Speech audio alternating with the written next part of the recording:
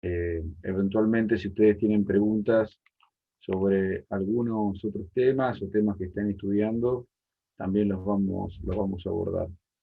Como es un poco temprano, eh, vamos a,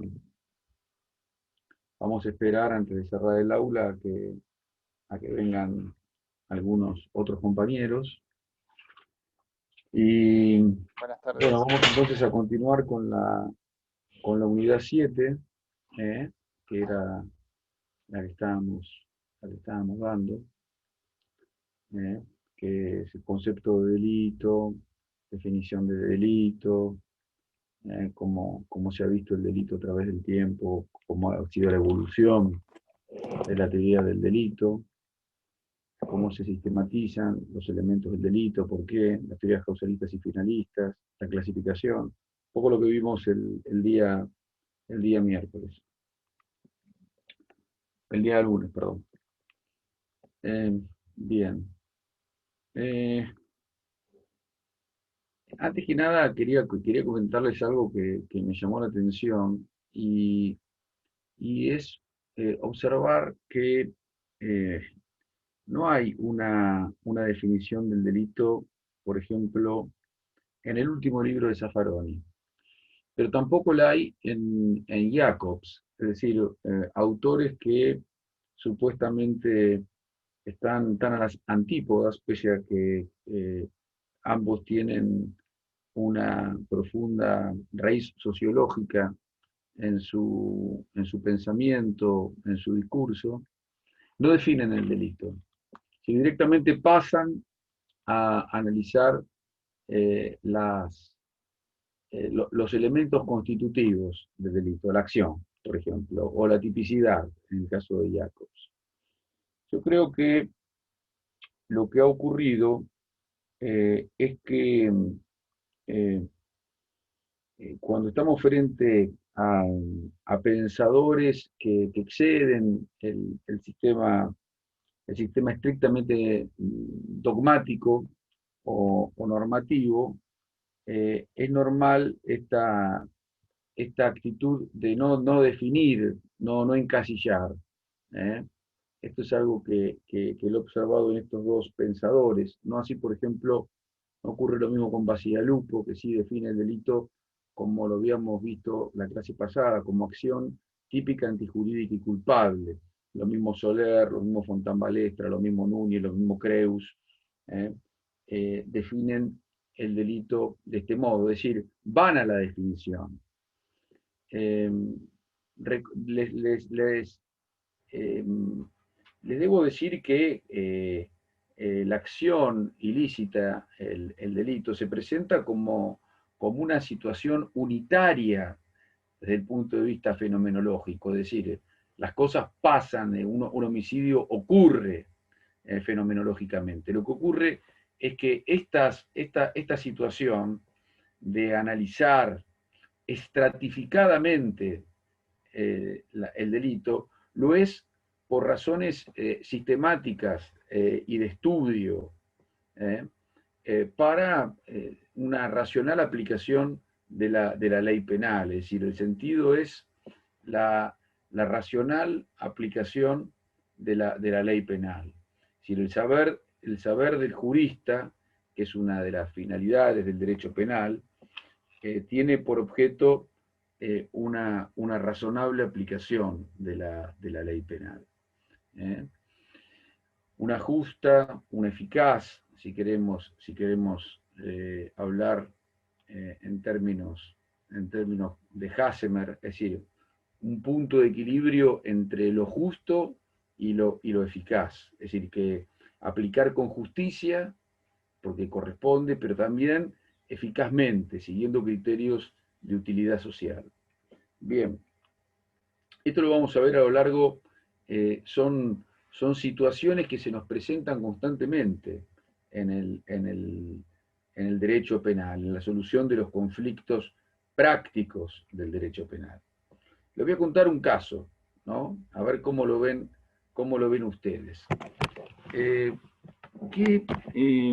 ¿Están atentos todos? ¿Me están escuchando? ¿Tienen los micrófonos abiertos o cerrados? ¿Los tienen abiertos o cerrados? ¿Tienen Cerrado, cerrados? profe. Bien, bien. Lo Está abrimos bien. para hablarnos. Bueno, bien. Bien, a ver, lo tengan los cerrados cuando quieren hablar, directamente interrumpen. Eh, piensen a ver, piensen a ver esto.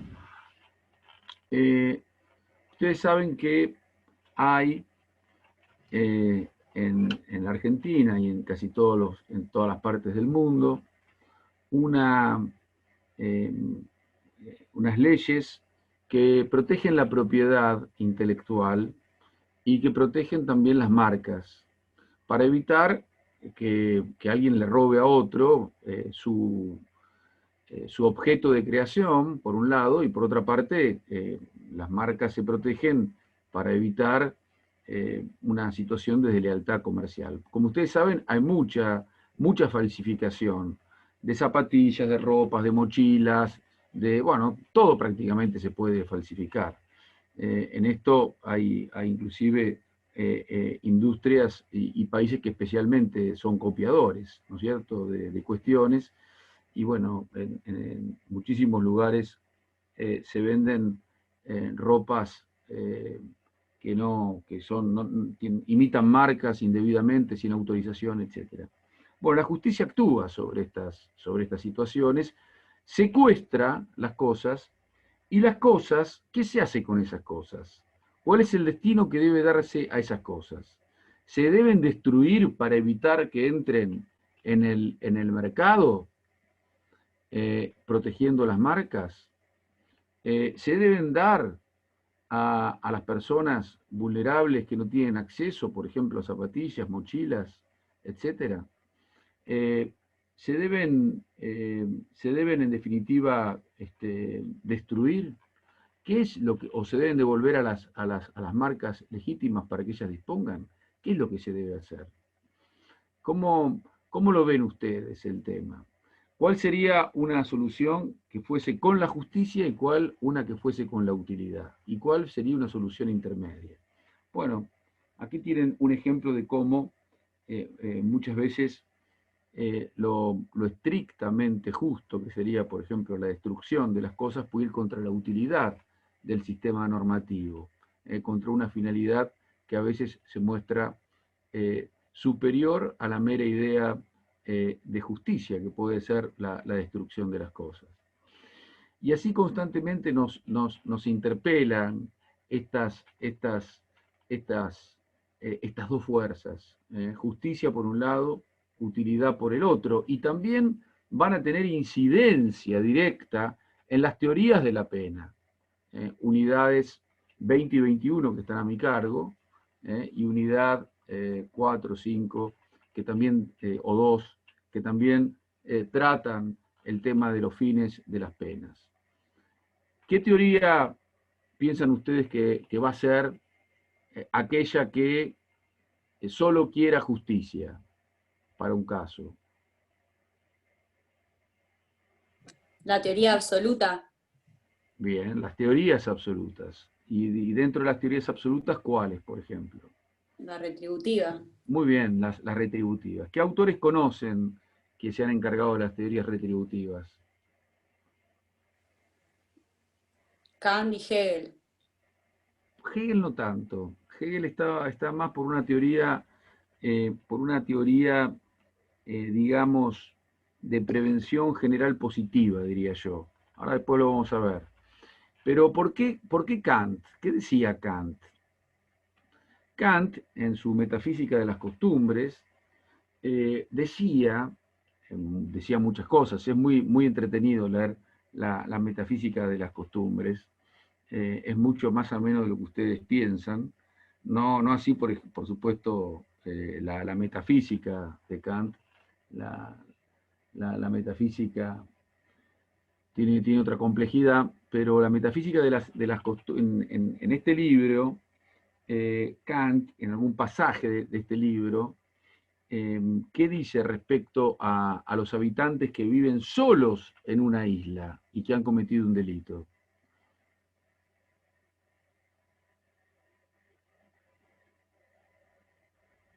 ¿Qué dice? Veo que no leyeron a Kant. ¿Cómo no leyeron a Kant? ¿A ustedes les parece? Bueno, Kant dice en la Metafísica de las Costumbres que la aplicación de la ley en un Estado debe tener un contenido ético, y este contenido ético es de tal envergadura que hasta debe aplicársele la ley y el castigo y la sanción a una persona aunque viva sola en una isla. Es decir, para este autor y para aquellos que sostienen las teorías retributivas, no importa que la pena tenga una finalidad, lo que importa es que se realice el sentido ético de la justicia en la sociedad. Es decir, llevar esto a un extremo, que es este extremo, digo, ¿qué sentido tiene en este caso la justicia? Qué sentido puede tener la Nos justicia? hace caer en penas inútiles, ¿Cómo? que nos hace caer en penas inútiles, por eso se la critica esta teoría. Claro, No tienen exactamente. sentido muchas veces las penas, Claro, con tal claro, de cumplir la retribución. claro. Lo mismo, es decir, en el caso de Hegel, la pena se proyecta como qué. ¿Qué es la pena para Hegel? Es la negación de la negación de ese derecho, del delito en Perfecto. realidad. Es decir, ustedes saben que el sistema dialéctico de Hegel es utilizado después por Marx en su dialéctica. Ahora, ¿qué es la pena para Hegel? ¿Qué es la pena para Hegel? Es la negación de la negación. Es decir, la tesis, ¿cuál es? La tesis es el derecho. La negación del derecho es el delito. Y la pena es la síntesis, es decir, tesis, antítesis y síntesis. La síntesis es la pena, que lleva, que él tiene una filosofía del derecho donde trata muchos temas y entre otros este tema. La pena, en última instancia, es la restauración del derecho, la afirmación del derecho luego de su negación por el delito en la sociedad. Es decir, por eso estamos más en una posición de prevención general positiva, más que en una posición retributiva en general. Bueno, pero al margen de esto, nosotros estamos hablando de la justicia y de la utilidad. Como se están dando cuenta, es decir, en estas teorías, que ambas son absolutas, tanto Hegel como Kant tienen en común esto, ¿eh? No hay situaciones vinculadas a la utilidad. Las situaciones vinculadas a la utilidad las traen las teorías preventivas. ¿Eh? Preventivas generales, preventivas especiales. La teoría general preventiva, ¿eh? donde sí la pena tiene una finalidad, tiene una utilidad, tiene un para qué, que en la general se vincula a la sociedad y en la especial a la persona que ha cometido el delito. ¿Eh? Entonces, siempre hay en todos los institutos del derecho penal, nosotros vamos a tener una tensión entre justicia y utilidad. ¿Eh? El jurista debe saber leer en qué momento, ¿eh? En qué momento se encuentra para una mejor, una más racional respuesta del sistema penal.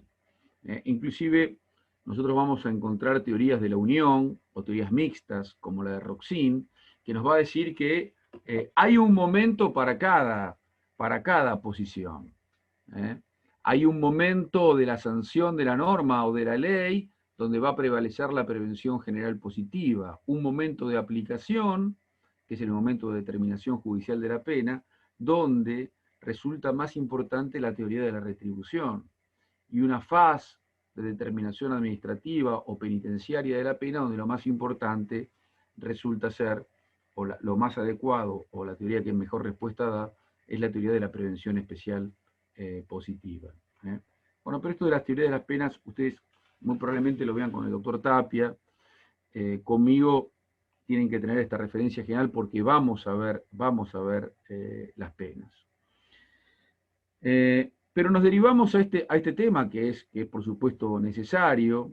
El tema de las penas siempre es necesario, inclusive durante los años 90, inclusive durante los años 2000, la filosofía de la pena inauguraba los manuales y los tratados de derecho penal porque había que desarrollar los institutos del derecho penal a partir de la visión penológica, lo cual es bastante razonable. Bien, ¿por qué llegamos hasta este punto? Me pregunto, ¿de qué estábamos hablando? Retomemos, volvamos al punto, ¿de qué estábamos dialogando? ¿De que no hay definición de delito?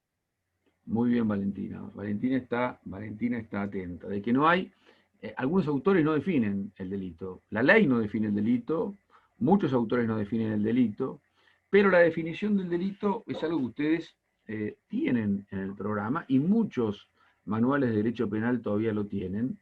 Y el jurista necesita conocer, es decir, el jurista, el alumno, el estudiante, la estudiante de derecho, el operador del sistema penal, necesita ubicarse normativamente en una definición de delito, porque esta definición de delito, y esto lo dice Zaffaroni en su Derecho Penal, parte general del año 2000, y lo dicen todos los autores, implica filtros estratificados que impiden el avance del poder punitivo. ¿Esto qué quiere decir? Que puede, en la tensión punitiva que tiene la sociedad para perseguir a alguien que ha cometido un delito, o que se lo indica como que ha cometido un delito, el Estado de Derecho tiene ciertas exigencias para poder avanzar. Y estas exigencias del Estado de Derecho se vinculan con cada uno de los elementos que contiene la definición del delito según la definición técnica o dogmática. Y cada uno de estos elementos del delito tienen su correspondencia también con el derecho constitucional, con la Constitución. Por ejemplo, ¿con qué principio constitucional o qué principio se encuentra atrás de el elemento acción? ¿No? Nosotros decimos que el delito es conducta humana o que es acción. Bueno, ¿cuál es el principio constitucional que está atrás de este elemento, de este primer elemento del delito?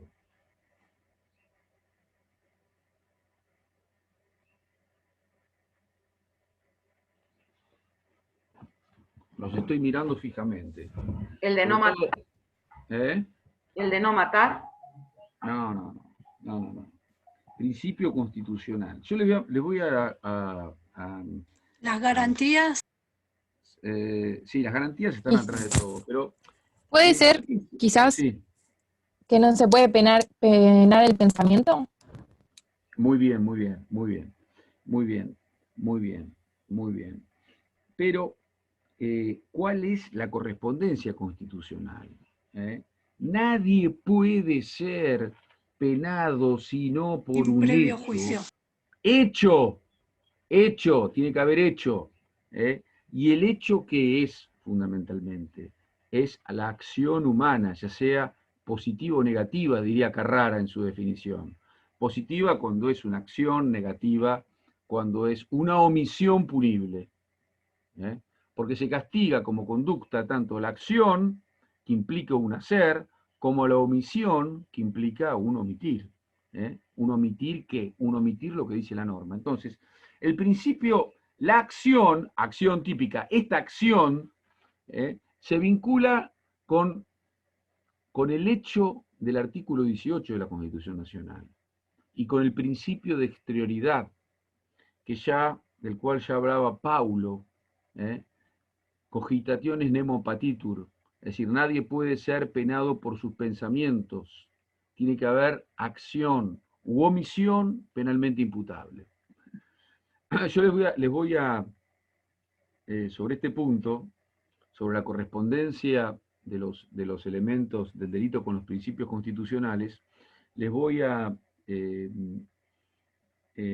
subir al aula virtual un trabajo de mi autoría que es Teoría de la Ley Penal y los principios limitadores del poder punitivo a través del fallo Arriola. Se lo voy a subir entre hoy y mañana para que ustedes lo tengan. Es decir, que esta clase se complementa con ese artículo, con esos artículos. Bien, ¿con qué piensan ustedes? Acción típica, ¿con qué piensan ustedes que se vincula la tipicidad penal? Y acá hay un muy buen trabajo de Frías Caballero sobre la vinculación, su manual de derecho penal está instrumentado así, es decir, sobre cada elemento del delito un principio constitucional. Porque en última instancia el derecho, todo el derecho, tiene referencia directa a la Constitución Nacional. Díganme entonces, ¿con qué les parece a ustedes que se vincula el principio de tipicidad o la tipicidad? El principio de legalidad. Perfecto, con el principio de legalidad, exacto, con el principio de legalidad. No hay nullam penem, nullum crimen, nulla penam sine lege previa. Es decir, no hay delito, no hay pena sin una ley previa. Bien. ¿Y la antijuridicidad? ¿Con qué? ¿Con qué principio constitucional? Alguien me preguntaba esto, me hacía referencia a esta cuestión la vez pasada. Con el principio también, con el principio de reserva, con el principio de reserva, que indica que nadie puede ser sancionado si las acciones privadas de los hombres que de ningún modo ofenden la moral pública ni perjudican a un tercero, es decir, tiene que haber perjuicio, tiene que haber ofensa a un tercero o a la moral. No, bueno, si no existe esto, no hay lesividad.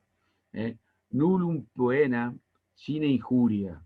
Tiene que haber dañosidad social.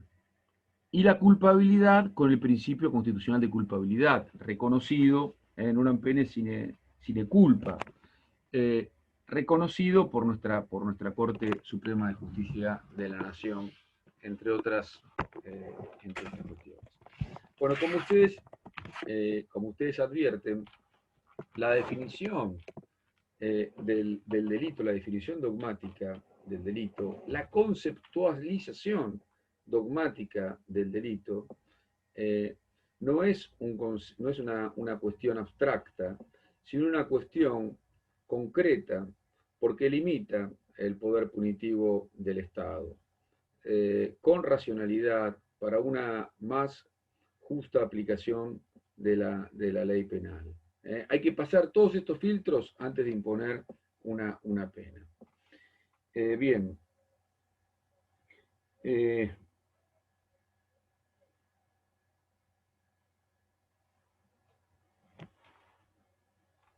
Vamos entonces a continuar. Me parece que sobre esta unidad, no sé si hay alguna pregunta que ustedes me quieran hacer, pero me parece que con esto más o menos tenemos un panorama de la cuestión. Voy a tratar también de hacerles llegar algún cuadro de comparación entre cómo están ubicados los elementos del delito en las teorías causales y en las teorías finalistas. Hay un cuadro... Doctor, le hago una pregunta, disculpe que lo interrumpa. Sí. ¿Dentro de qué unidad estaría esto? ¿Sería la unidad 2? No, la unidad 7. Muchas gracias. No, no. Todo este contenido es la unidad 7. Muchas veces ustedes van a observar que hay temas que bueno, naturalmente están interrelacionados. Por ejemplo, ¿por qué vos me preguntabas si era la unidad 2? No, porque tuve una confusión, entré tarde al Zoom porque nos habían dicho en el grupo que era las 5, entonces me había perdido. Ah, bueno. Bien. Acá entonces me interesa detenerme un poquito en la clasificación de los delitos. Quiero un poco hablar de la clasificación, no en cuanto a crímenes, delitos y contravenciones, cuestión que abordamos la clase pasada, sino que me gustaría hablar un poquitito de los delitos de lesa humanidad. Bueno, ustedes saben que este es un tema de permanente actualidad en la República Argentina y también en el mundo, y que la cuestión cambió mucho. Yo le diría que hay muchos momentos que pueden ser considerados claves en la historia de la consagración de estos crímenes, la positivización de estos crímenes, la consideración jurídica de estos crímenes, pero a mí me parece que quizás podemos tener dos momentos históricos relevantes. ¿Cuáles les parece a ustedes que son dos momentos jurídicos relevantes en la consideración de los crímenes de lesa humanidad? Los juicios de Nuremberg y la Corte Penal Internacional cuando entró en vigencia. Coincido absolutamente con Agustina. Estos dos momentos son claves. Los juicios de Nuremberg, la Carta de Nuremberg, implicó implicaron las primeras condenas por crímenes de estados a personas y no estados. Hasta ese momento la responsabilidad era a los estados por los crímenes cometidos por las personas. Algo así como castigar a las sociedades por los hechos cometidos por el presidente, el directorio, etc. La responsabilidad penal de la persona jurídica y no la responsabilidad penal de las personas que manejan la persona jurídica. Una cuestión que vamos también a discutir, si deben ser o no castigadas las personas jurídicas y cómo. Bien. Nuremberg implicó esto. ¿Qué fue Nuremberg?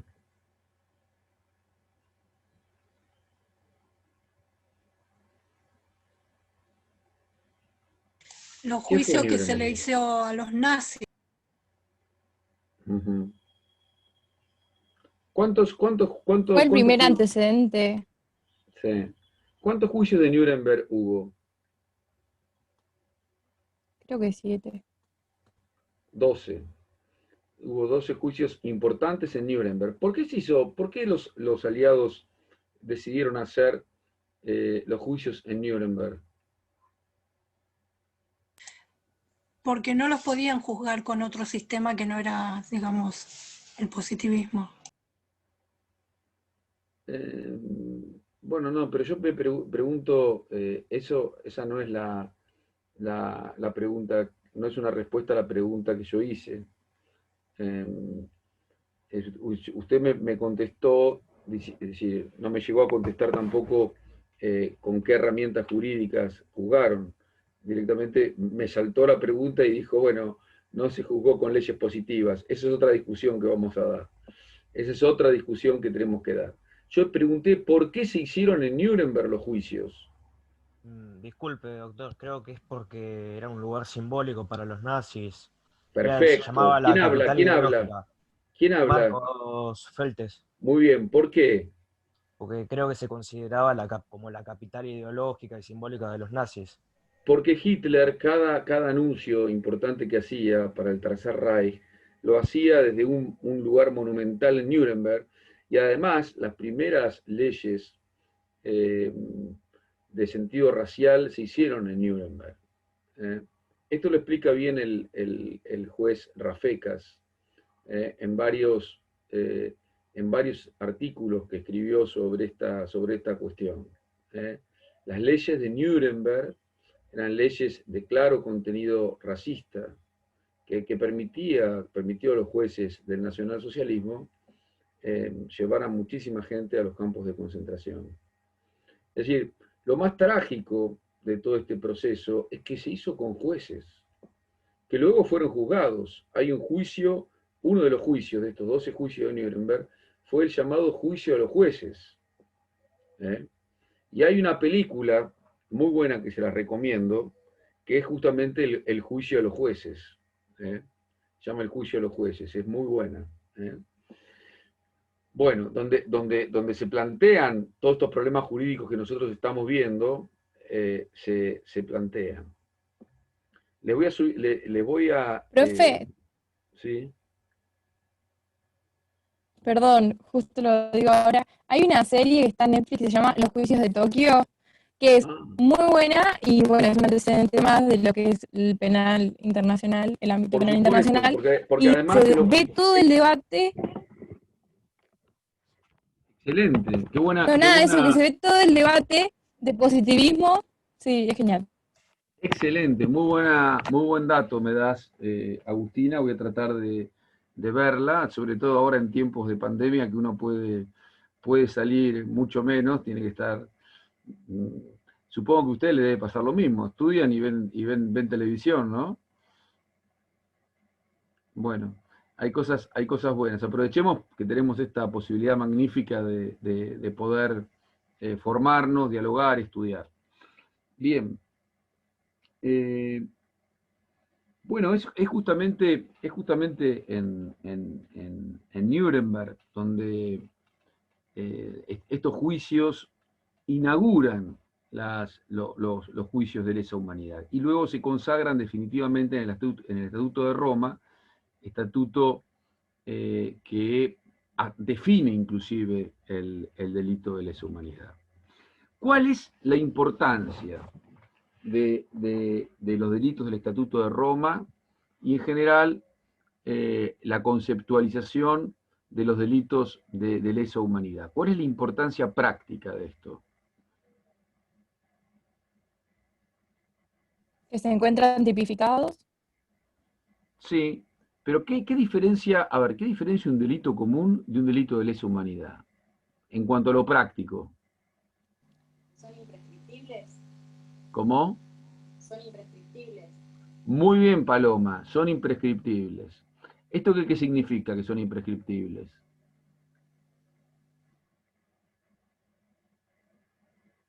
Que el paso del tiempo no afecta a que se pueda juzgar con posterioridad. Exactamente, es decir, que pueden ser juzgados en todo tiempo y en cualquier lugar. Por eso, el juez Baltasar Garzón abrió una investigación en España respecto de los crímenes cometidos en la dictadura en la Argentina, antes, sobre fines de los años 90, principios de los años 2000, antes que el Estado argentino sancionara las leyes que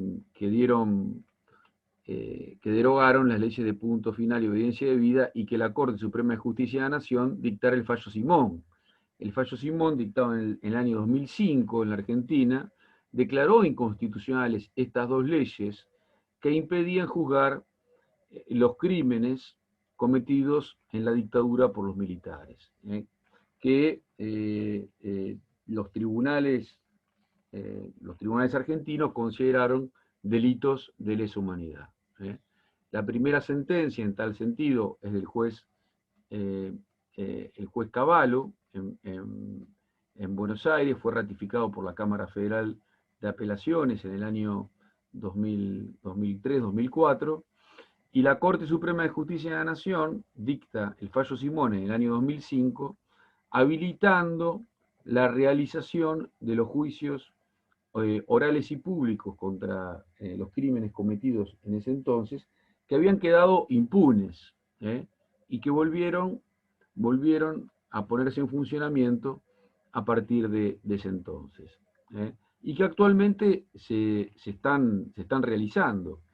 En nuestra ciudad, por ejemplo, en este momento se están realizando 2 juicios de lesa humanidad.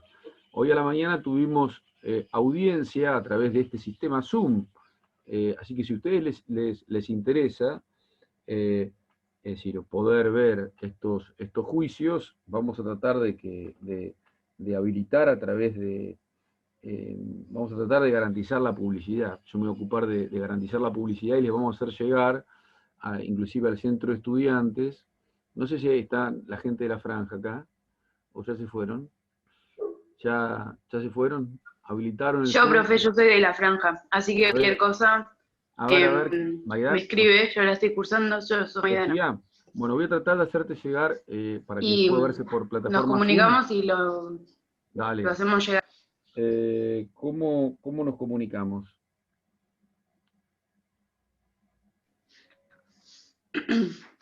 Si quiere le paso mi número por el aula chat, virtual, ¿te o parece? directamente me lo manda. Por el aula o por virtual. el campus, cualquier lugar. Por el campus, dale, ahí está, buenísimo. Yo voy a tratar de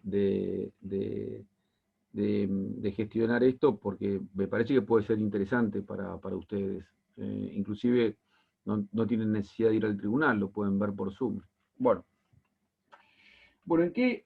El Estatuto de Roma, vamos a hablar un poquitito del Estatuto de Roma y de qué es lo que prevé. El Estatuto de Roma define el delito de lesa humanidad, también lo ha hecho nuestra Procuración General de la Nación, la Corte, en el caso derecho, y ha establecido que se trata de un ataque masivo contra un sector de la población con una finalidad política. Con una finalidad política. Básicamente, cuando se habla de una finalidad política, no es una finalidad política partidaria, sino que el elemento policy, en inglés, significa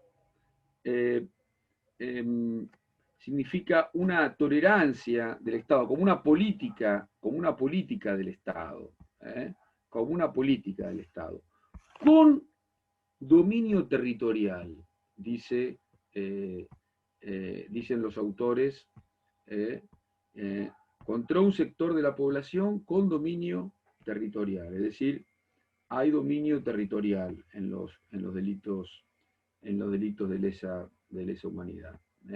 Dominio territorial como consecuencia de una política estatal, no una política partidaria, sino una política estatal. Bien.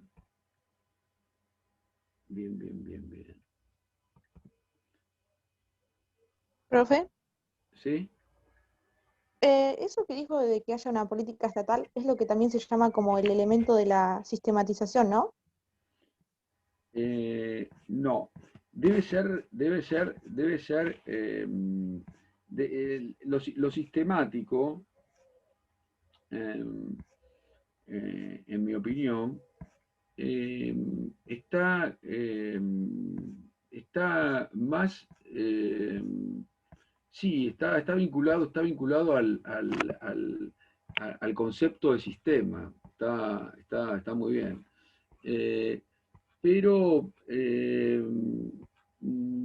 a ver, quiero encontrar en el Estatuto de Roma la definición de delito de lesa humanidad, porque ustedes saben que el Estatuto de Roma contiene no solamente los delitos de lesa humanidad, sino que otros delitos. ¿Genocidio? No. eso es una enunciación en particular. Pero ¿qué delitos en forma genérica? De guerra, ¿no? Ah, sí, Muy bien, los crímenes persecución. de guerra, ¿qué más? Los crímenes de guerra, ¿qué otro delito? ¿Puede ser la tortura? No. La tortura está también dentro de los delitos que pueden ser delitos de lesa humanidad, pero crímenes de guerra, Delito de agresión. genocidio y delitos de lesa humanidad.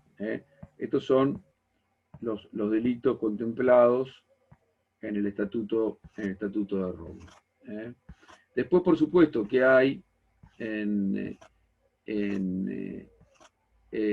hay instrumentos internacionales de represión y de castigo a la tortura, como la Convención contra la Tortura y Tratos Crueles y Degradantes, que inclusive integran nuestro bloque de constitucionalidad.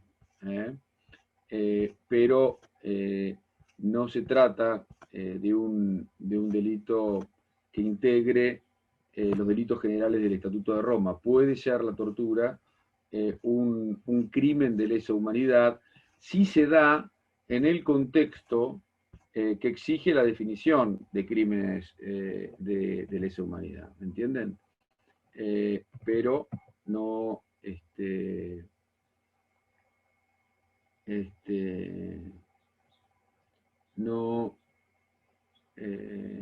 no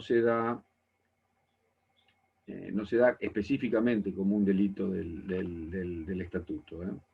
Esto es lo que les quería decir. Bueno.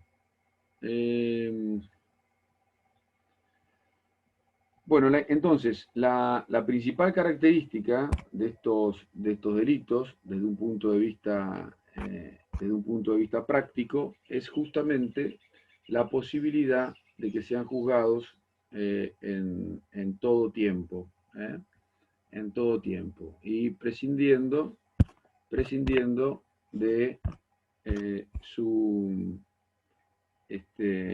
del lugar en que han sido cometidos. Antiguamente se decía que ustedes van a ver, cuando vean aplicación de la ley penal en el espacio, fíjense la unidad 6, que la deben tener por ahí. Fíjense la unidad 6. En la unidad 6 van a ver que está... No puedo bajar, tengo esto acá y no puedo bajar me estoy acostumbrado, ahí está, bien, perfecto. A ver. Ajá. ¿Pudieron verlo? Sí, está en la página 5. Bueno. Artículo 7. Uh-huh. ¿Ustedes están viendo mi máquina o no? No, lo busqué yo. Ah, ¿dónde lo viste? ¿Qué estás viendo? un.org. Ajá, está bien.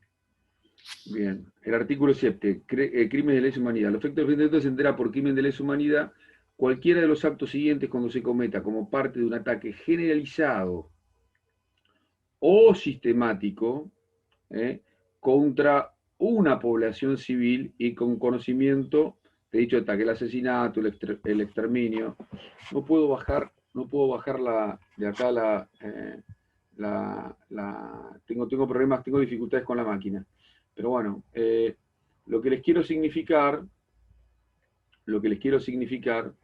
y el crimen de apartheid, lo que les quiero significar es que el aspecto práctico de estos delitos es justamente la imprescriptibilidad. Es decir, y lo que recurrentemente se cuestiona aquí es, es la violación del principio de legalidad. nosotros hemos ratificado por ley 26.200 el Estatuto de Roma, así que para nosotros este estatuto es ley penal vigente, y tiene varias situaciones que han implicado para nuestro país una aplicación inmediata de la ley penal, como por ejemplo la discusión si es factible o no considerar vigente la pena de reclusión.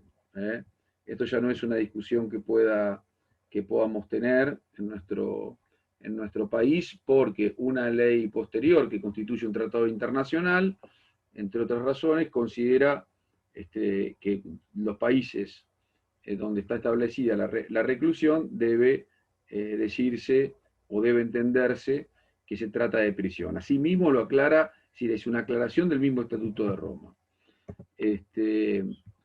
Bien. Como le decía entonces, esto es algo que a mí me parece muy, muy relevante, que ustedes tengan en cuenta. Y bueno, me parece que es importante, en la medida que puedan, lean el estatuto, porque le va a ser de utilidad no solamente para esta materia, sino para derecho internacional público, también para derecho penal parte especial, y es un instrumento, digamos, un instrumento moderno, que, bueno, muchas veces no es tenido en cuenta. A mí me parece que es de suma importancia. Bueno, ¿alguna pregunta sobre esto? Bien. ¿Hay alguna otra clasificación? Hay muchas clasificaciones de delito, pero hay una que en especial se vincula Perdón, con... no me puedes mutear. Le iba a preguntar por el crimen de apartheid. No sé qué es. Claro. El crimen de apartheid es el crimen que se vincula con la discriminación. Es decir, tiene que ver cuando se toman medidas contra grupos por diferencias raciales, diferencias del color de la piel, de la nacionalidad, de la religión. Es decir, cuando hay grupos, o por el sexo inclusive, cuando hay grupos específicamente discriminados y los estados toman medidas contra ellos. Todos los crímenes del Estatuto de Roma se caracterizan por ser crímenes de Estado. Es decir, crímenes que son cometidos desde el Estado o tolerados por el Estado. Por eso, cuando ustedes lean el delito de lesa humanidad, tanto en el principio del artículo 7 del Estatuto de Roma como sobre el final, van a observar que el delito puede ser cometido como parte de una política estatal, como tolerancia a una política estatal, o también cuando un grupo toma el Estado, es decir, un grupo toma el poder sobre un territorio, sin necesidad de que este grupo sea el Estado. Esto ha pasado en las guerras. Hay una película que vimos el año pasado con los alumnos, donde se observa las guerras entre algunas tribus africanas, los Utsi contra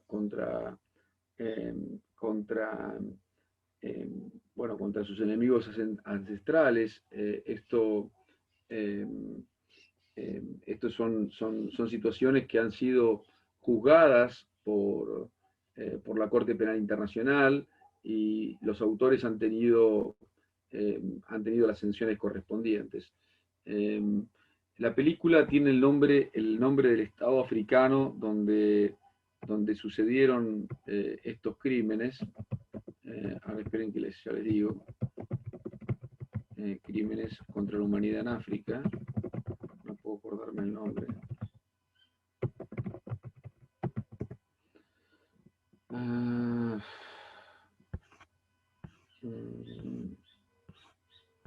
Bueno, estoy viendo que hay muchísimos crímenes contra la humanidad en África, pero Disculpe, estos son ¿sí, en crímenes... Ruanda, profe? Exactamente, la película es Ruanda. La película es buenísima, si la pueden ver, bueno, buenísima. Narra bien el enfrentamiento entre la raza Utsi y... ¿Los Tutsi no son nosotros? Los Tutsi, Sí. que eran la raza, la etnia mayoritaria. Sí, ¿y los otros? Los Utsi contra los Tutsi. Ah, está muy bien. ¿Y la película no es Hotel Ruanda? Exactamente, ¿la viste?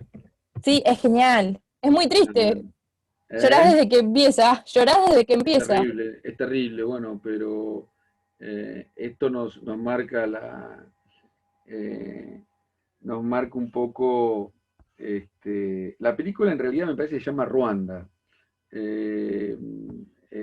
Yo la que vi, perdón, es Hotel Ruanda, que cuenta la historia del hotel, donde el chico es un encargado de una etnia, la cual persigue. O sea, a él no le hacen nada, pero toda su familia, en cambio, es de la otra etnia, de Exacto, Tutsi. sí. La analizamos con la Comisión de Derecho Internacional Público y bueno, cuenta bien el genocidio de Ruanda. Es interesantísima, los Hutus contra los Tutsi, exactamente. Es muy interesante, y bueno, y ahí se ve toda la cuestión de la colonización europea sobre África.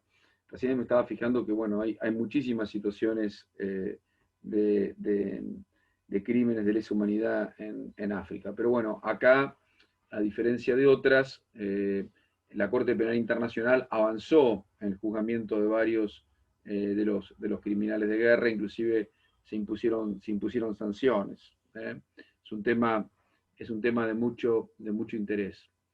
No sé por dónde... Hasta hay un caso en revisión de violencia sexual en Congo. Claro. Del año pasado, así que es un gran avance, por suerte. Eso, a ver, contanos un poquitito del tema, a ver. El caso, si no me equivoco, era un militar de la República Democrática del Congo, que había llevado a cabo un gran avance sobre territorios que no eran suyos, y como que hubo una frase del fallo que me gustó mucho, que utilizaban al cuerpo de las mujeres como un territorio de batalla, y no solo las mataban en algunos casos cuando por ahí eran guerrilleras, sino que aquellas que no lo eran las violaban de manera constante, perpetua. Y después este caso es un fallo que ahora mismo está en revisión, pero que condena con una de las condenas más altas. No se te escucha bien. Apago la cámara por las dudas. No sé, Quizás ahora se escucha mejor. Bien. A ver, dale. ¿No? Y nada, y le dio, si no me equivoco, la pena más alta, que son 30 años de prisión, a este señor por crímenes de lesa humanidad. En este caso, el tipo sería violencia sexual. Y nada, es súper interesante porque nunca había ocurrido, si no me equivoco. Es uno de los primeros antecedentes. ¿Cómo se llamó el caso? Ya te lo busco, ahora tiene un nombre muy complicado. Sí. Bueno, como se dan cuenta, este es un tema de muchísimo interés. Nosotros acá en Mar del Plata tuvimos la primera sentencia por delitos de lesa humanidad cometidos en el contexto del terrorismo de Estado en la Argentina por abusos sexuales contra mujeres. Y justamente tanto los fiscales como los jueces consideramos el derecho internacional público y seguramente este antecedente que vos mencionás, hubo un antecedente de la Corte Penal Internacional que fue expresamente citado, y donde lo interesante es ver este tema, ¿no? Es decir, cómo cómo la cuestión de género resulta relevante porque, como vos bien decías, Agustina, en la mentalidad de los criminales de guerra, en la estrategia del criminal de guerra, en estos casos, está observar a los niños, a las niñas y a las mujeres como parte del botín de guerra.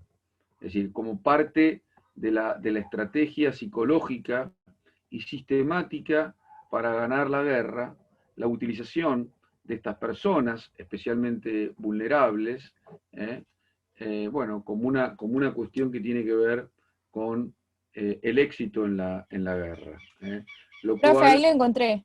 sí. Es el ex guerrillero Bosco Taganda y se le dio la pena más histórica, o sea, la pena más alta de toda la institución, de 2002.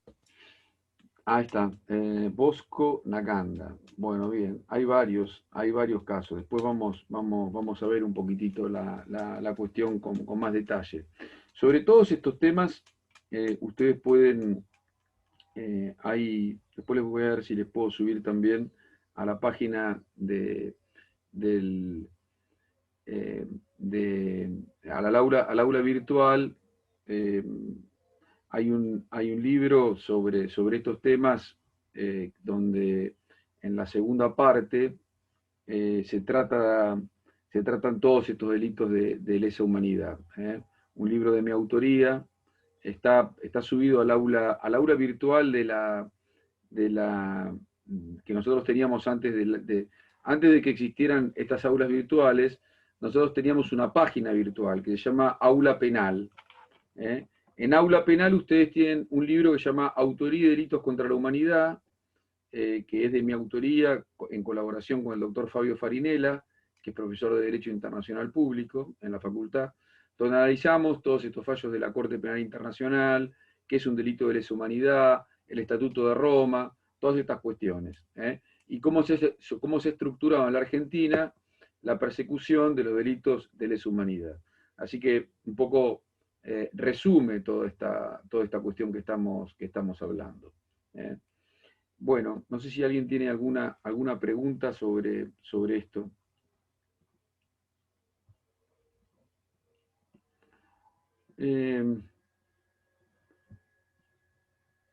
Bien. Les quería comentar que, vieron que ustedes me preguntaban si esto era de la unidad 2, bueno, y yo les referí que estos temas por ahí también se superponen con algún punto de la unidad 6, el tema de los delitos de lesa humanidad. ¿Por qué? Hay un principio de aplicación de la ley penal en el espacio, que es el principio cosmopolita o principio universal. Ustedes saben que la ley penal se aplica a los delitos cometidos en el territorio nacional. Este es el principio general, el principio de territorialidad. Pero hay excepciones, y una excepción es el principio universal. ¿Por qué? Porque estos crímenes de lesa humanidad pueden ser juzgados en cualquier lugar. Justamente, el código, es decir, la Carta Penal de Roma, el Estatuto de la Corte Penal Internacional, llamada Carta de Roma, prevé que estos delitos sean juzgados por la Corte Penal Internacional, con el fiscal de la Corte Penal Internacional, con el sistema de la defensa de la Corte Penal Internacional, etc. Pero ¿qué pasa? ¿Quiénes pueden ser juzgados en La Haya, en Desage? ¿Quiénes pueden ser juzgados? ¿Quiénes pueden ser juzgados? ¿Cualquier criminal de cualquier estado o solamente algunos? ¿Forman parte del tratado? Exactamente, solamente quienes forman parte del tratado. Entonces, ¿qué pasaría, por ejemplo, con un criminal, con un estado que practica actos aberrantes ¿no es cierto? Y entonces, este Estado no podría ser juzgado por el sistema internacional de derechos humanos.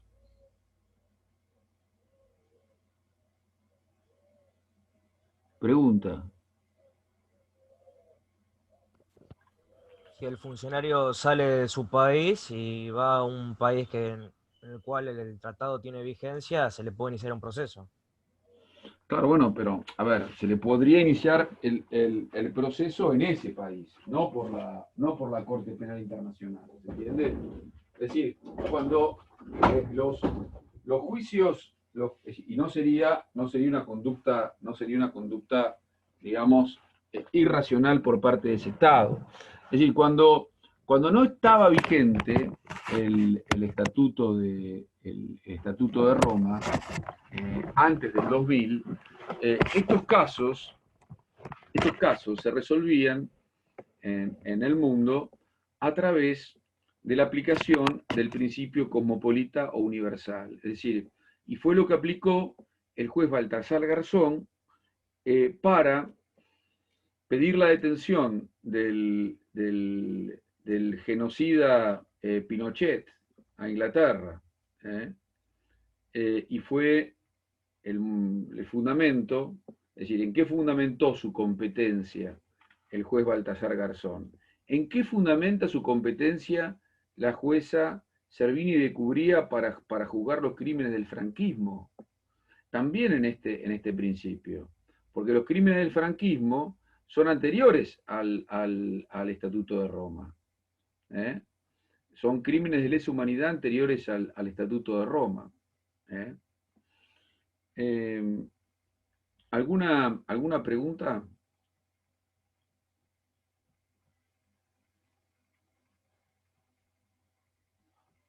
¿Agustina se fue? ¿Burgos? Se nos fue Agustina. Bueno. Ahora piensen ustedes, a ver, piensen un poco ustedes. Piensen un poco ustedes esta cuestión. A ver cómo se resuelve. Los crímenes del franquismo, si ustedes fuesen los defensores de los franquistas, ¿qué argumento darían para no ser juzgados? ¿Qué argumentos actualmente siguen sosteniendo muchos defensores?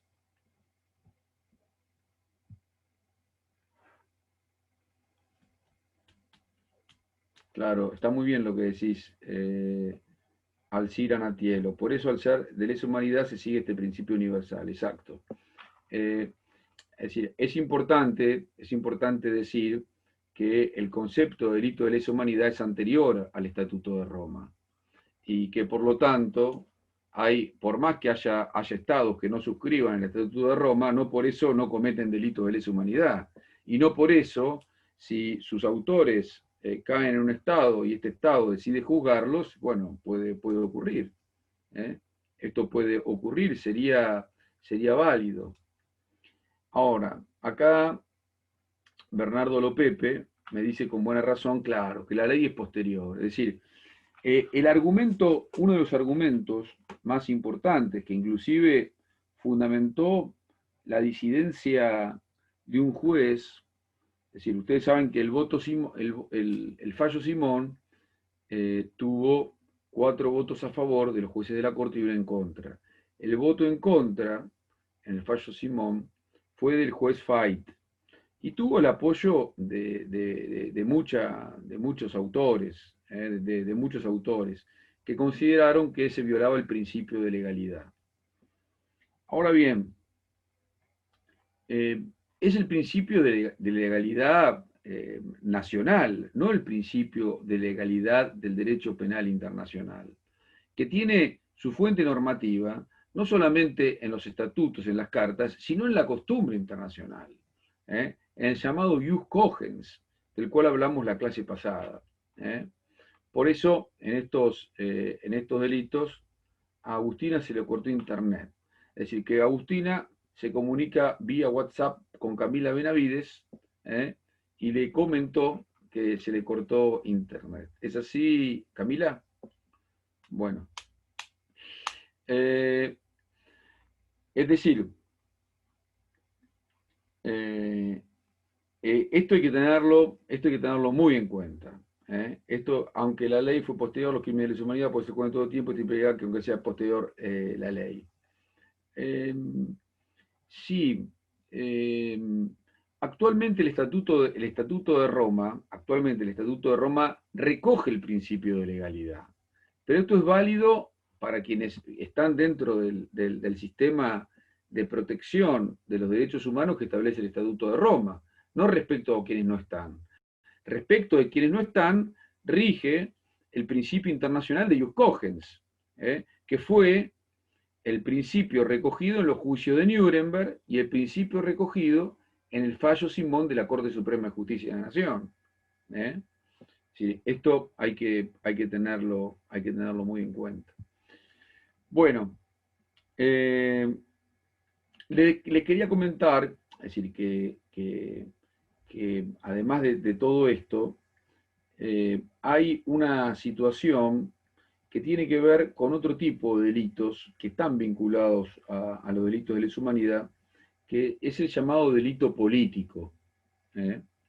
Es el llamado delito político, que no es el delito cometido por los políticos, sino que es una construcción que tiene, por supuesto, muchísimos años, y que se vincula, más que nada, con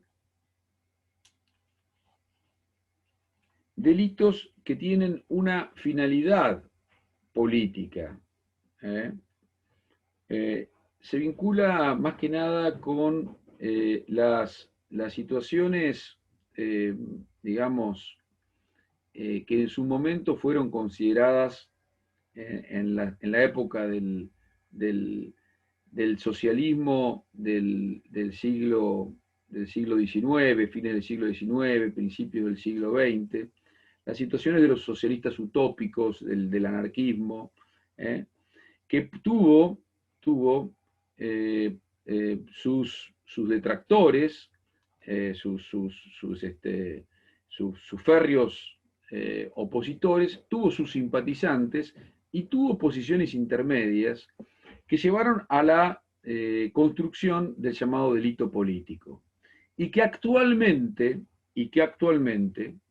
esta construcción del delito político se encuentra prevista en muchas leyes, en nuestro Código Penal, cuando, por ejemplo, en el artículo 50 establece que no puede ser considerado reincidente quien ha cometido un delito político, en nuestra propia Constitución Nacional, que qué limitación establece respecto del delito político. Nuestra Constitución Nacional del año 53-57 establece que, respecto del delito político,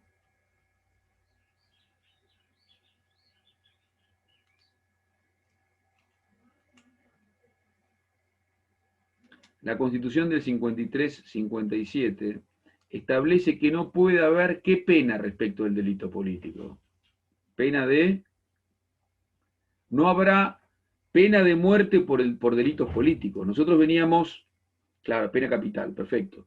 Nosotros veníamos de las guerras internas, de unitarios y federales, donde se pasaban a degüello, el fusilamiento de Orrego, de Lavalle, etc. Es decir, donde se aplicaba la pena capital, que después fue la misma pena que aplicó el terrorismo de Estado respecto de las personas que consideraban enemigas o sospechosas del régimen. La llamada lucha contra la subversión. Pasó lo mismo, es decir, se aplicó subterráneamente la pena de muerte. Entonces, pese a la prohibición constitucional, pero además, bueno, esto no puede ser desde un punto de vista formal ni informal, de un punto de vista a la luz del día o subterráneo, que exista pena de muerte por delitos políticos. Nuestra Constitución pone el límite. Y también hay consideración, La ley militar tampoco lo permite porque el Código de Justicia Militar fue derogado, Alcira. ¿Dónde está Alcira Natielo, que es muy inquieta y no la veo en cámara? No la veo en cámara, Alcira Natielo. Bueno, no tiene cámara aún, pero ya la va a tener, me dice. Bueno, la cuestión es que también nuestra ley de cooperación internacional prevé el delito político. Entonces ustedes tienen que saber qué es el delito político. El delito político, como decía antes, no es los delitos que comete el poder político, ni que comete los políticos que están en el poder, no tiene que ver con esto, no tiene que ver con la corrupción política. El delito político, como les decía, es una construcción que tiene más de 100 años, que se encuentra prevista en nuestra Constitución Nacional, en nuestro Código Penal, en la Ley de Cooperación Internacional, y que tiene que ver con aspectos objetivos y subjetivos, y también con criterios que se han llamado mixtos de consideración del delito político. Con ciertas exclusiones, y por eso la vinculación con los delitos de lesa humanidad. El delito de lesa humanidad nunca puede ser considerado un delito político, como tampoco puede ser considerado un delito político los delitos que tienen que ver con el atentado a los jefes de Estado. Acá hay una llamada cláusula belga del atentado que excluye de la consideración del delito político los atentados contra los jefes de Estado. Como ustedes se dan cuenta, el delito político tiene cierta condescendencia en la consideración de nuestra legislación. No se le puede aplicar la pena de muerte, dice la Constitución Nacional, no es considerado a los fines de la reincidencia y no puede ser extraditado. El delito político está vinculado con la persecución del Estado por razones políticas. La persecución de las personas por razones políticas.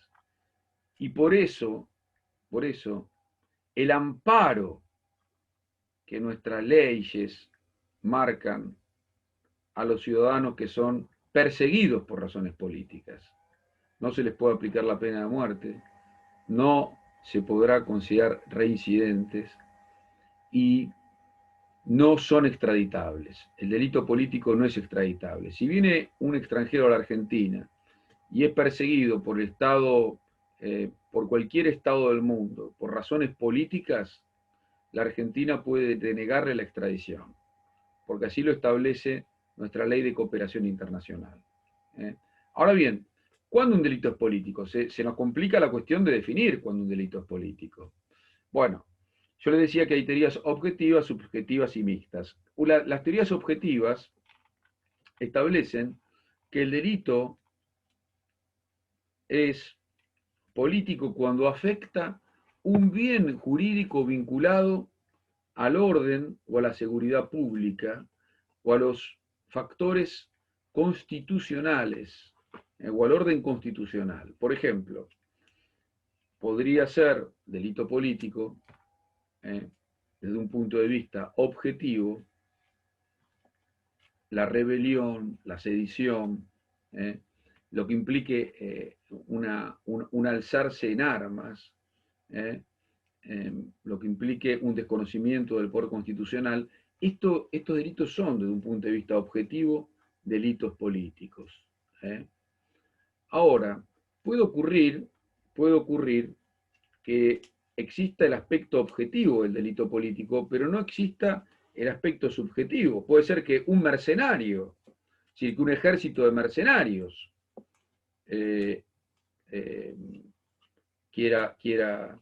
ataque al Estado. ¿Ustedes observaron alguna situación parecida en la Argentina últimamente?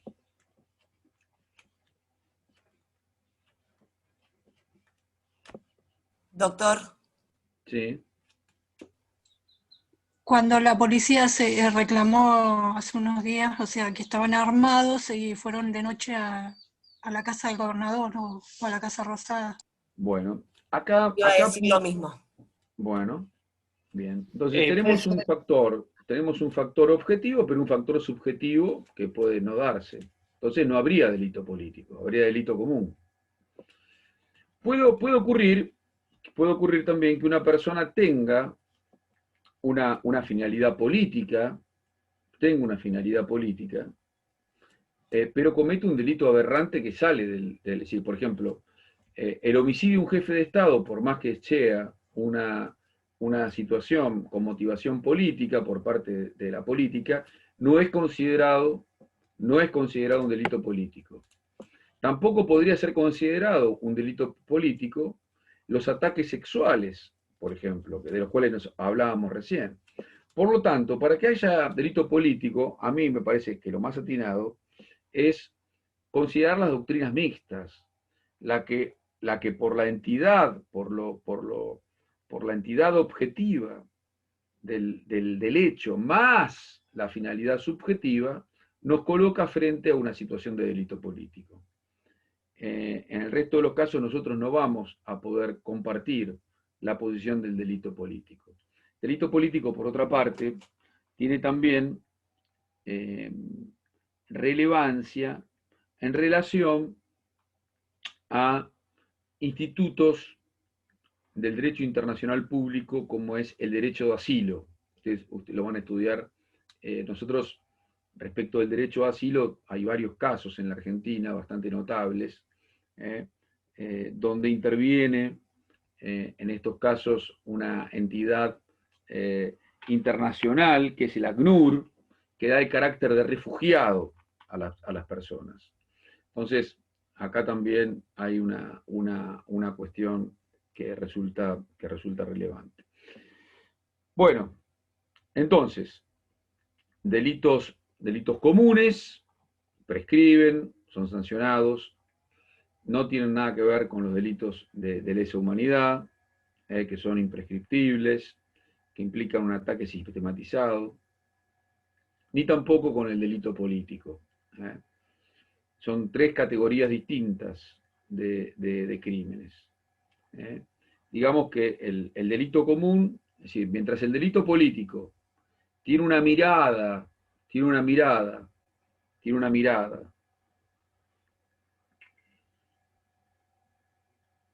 de cierta condescendencia por parte del régimen legal, el delito de lesa humanidad todo lo contrario.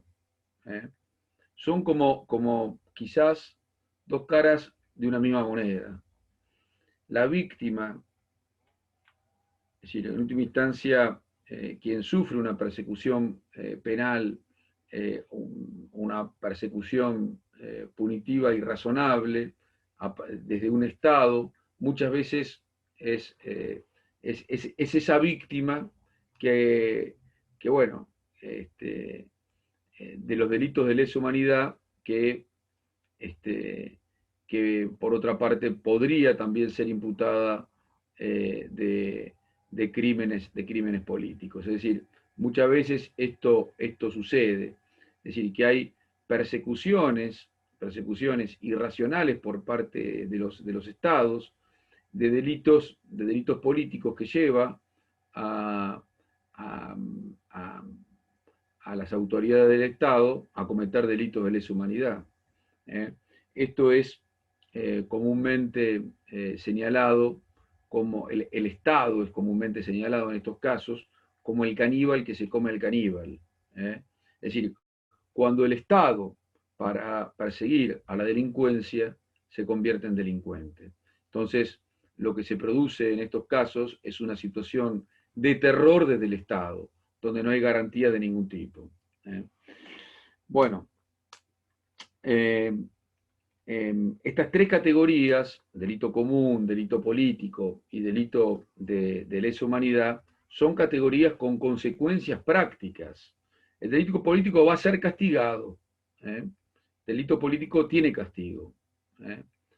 Pero tiene, al lado del delito común, algunos institutos que benefician al delincuente ideológico, como es la imposibilidad de la reincidencia, la imposibilidad de ser extraditado, y la imposibilidad de aplicar la pena de muerte en estos casos. Y a diferencia del delito común, el delito de lesa humanidad tiene como característica principal su imprescriptibilidad. Lo mismo pasa con los crímenes de guerra y lo mismo pasa con el crimen, con el crimen de genocidio. Bueno, no sé si hay alguna pregunta que me quieran hacer. Con esto daríamos por terminada la unidad número 7. La clase que viene vamos a entrar ya de lleno en la unidad 20 y 21, la pena, los tipos de pena, etcétera, etcétera. Voy a tratar de subirles el material que he desarrollado durante esta clase al aula virtual de la facultad. No sé si hay alguna pregunta antes que me vaya. ¿Profe? Sí, ¿Valentina? Sí, yo, hola. Disculpe, quería preguntar, no me quedó claro cuando estaba hablando de las teorías del delito político, cuando habló de la teoría dijo que era mixta, que dijo por la identidad objetiva y eso, no lo terminé de entender. Claro. Están las teorías objetivas por las cuales es delito político o comete delito político aquel que ataca contra un bien jurídico objetivo vinculado al Estado. Por ejemplo, la sedición, la rebelión, el alzarse en armas contra el Estado para tener obtener alguna medida o la sanción de una ley por parte del Estado. Esto es lo objetivo. Lo subjetivo es aquel que tiene una finalidad política. Si no lo hace como un mercenario. Y mixtos son los que tienen en cuenta los dos. Es decir, dicen, bueno, con lo subjetivo solamente no alcanza, porque alguien puede tener una finalidad subjetiva, pero cometer un delito aberrante, como un abuso sexual o un homicidio contra un jefe de Estado. No va lo subjetivo solo. Lo objetivo solo tampoco va. ¿Por qué? No va porque puede haber un ejército de mercenarios que atenten contra el orden público o contra los poderes del Estado. Entonces las teorías mixtas van a decir, tiene que atacar un bien objetivo del Estado o de la sociedad, el orden público, la paz social, la seguridad común, y además tiene que haber una motivación subjetiva. Es decir, están los dos elementos. ¿Entendiste, Valentina? Sí, perfectamente. Silencié el micrófono para no interrumpir. Bueno. ¿Alguna otra pregunta? Profesor, ¿esto entonces lo estudiamos de lo que va a mandar al campus usted? Sí, me parece que puede ser una buena herramienta. Bien, porque no lo encontré en los manuales yo esto. Ah, ¿lo de delito político? No, ni los derechos de humanidad y eso tampoco. No, sobre eso, bueno, es la clase, ¿viste? Tengo que ponerme... Bueno, los delitos de lesa humanidad lo tenés en mi libro, eso lo tenés en mi libro. El libro se llama Autoría y Crímenes contra la Humanidad, está en la editorial de la universidad, EUDEM, es gratuito, y también está subido a la página de en el aula penal, pongan Adler, aula penal, y ahí lo van a encontrar. Igual voy a tratar de subírselos a la página del aula virtual nuestra. Pero lo encuentran en internet el libro, y la segunda parte es todo un desarrollo de los crímenes contra la humanidad. Ese libro, aparte, le sirve para la unidad 19, que sigue la unidad 19, que es autoría y participación. Es decir, que ténganlo a mano, lo tienen en internet.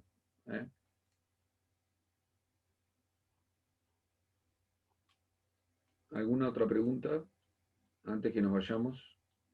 Bueno, voy a tratar de ponerme en contacto, no me puedo acordar quién, Maidana, me parece, la alumna Maidana, ponete en contacto conmigo a ver si podemos, tienen posibilidades de ver los juicios por Zoom. Bueno, nos veríamos el lunes, ¿les parece bien? Bueno, buen fin de semana y el lunes es el Día del Estudiante, lo vamos a honrar. Gracias, profesor. Nos vemos. Hasta luego. Chao, profe, gracias. Chao, chao.